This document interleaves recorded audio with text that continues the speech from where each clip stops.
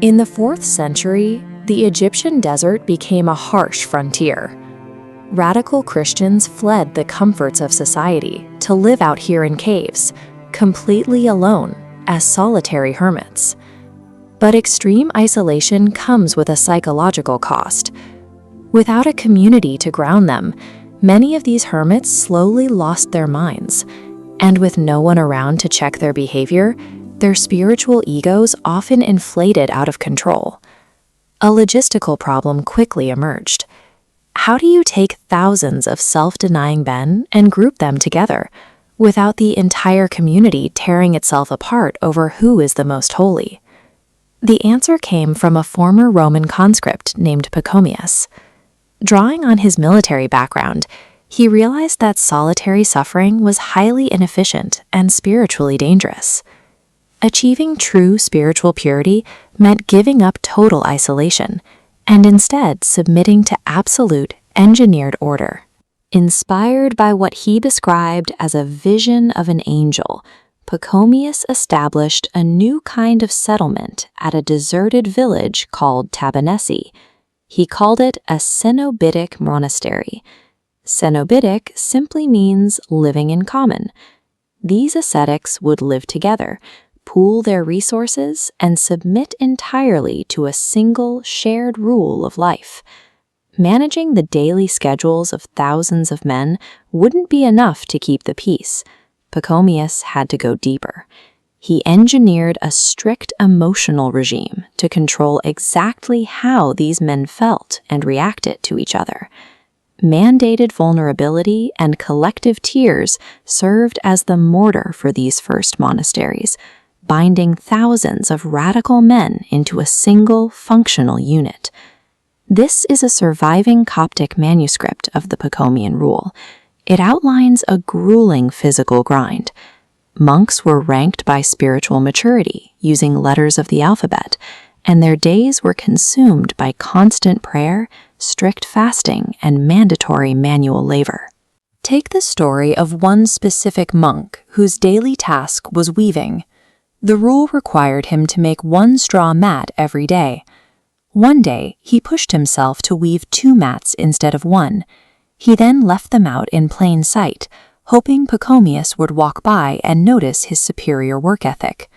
When Pachomius saw the mats, he didn't offer praise.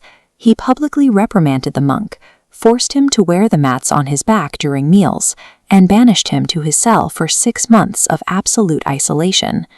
The theology driving this punishment was uncompromising. A good deed done to gain human approval was considered a sacrifice to the devil, not God. The physical labor and the severe penances were tools aimed at a single target, the absolute destruction of individual pride. This control extended straight into their psychology. Worldly joking and laughter were strictly forbidden, viewed as signs of a secular mind that had lost its focus. Instead, the community prized a very different emotional state. The ultimate proof of religious excellence was intense, unceasing weeping.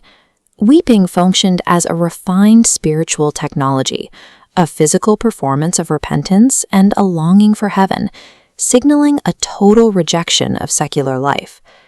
Teams also served a vital managerial function. Weeping was a public performance of total devotion and absolute submission to the monastery's leadership.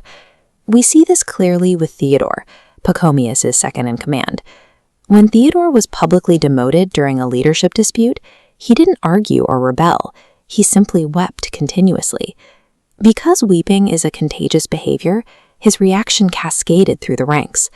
Theodore's tears prompted the rest of the monks to weep alongside him, turning a tense political conflict into a collective emotional event. Collective crying acted as a social glue. It neutralized internal aggression, bonded the group together, and reaffirmed the rigid hierarchy without a single act of physical violence. The sheer scale of this emotional and physical engineering is staggering. By the time Pachomius died in 348 AD, his network of monasteries housed up to 11,000 monks, all living and working in total synchronization. And this blueprint didn't stay confined to the Egyptian desert. It became the foundational DNA for all of Christian monasticism. Legendary figures like Saint Basil and Saint Benedict studied Pachomius' system, adapting his rules to organize religious life across both the Eastern and Western worlds for centuries to come. By standardizing human vulnerability and turning tears into a daily practice, Pachomius forged a collective identity durable enough to survive the brutal conditions of the desert. Modeled after Jesus Christ, who himself wept, their tears were a ritual purification that made their prayers more effective, healed the soul, and opened the doors to God's boundless compassion. Through his gentle but unwavering guidance, Saint Pachomius did not merely build structures in the desert. He built a fortress for the human soul. By teaching his monks to weep for the world, he ensured that they might one day rejoice in eternity.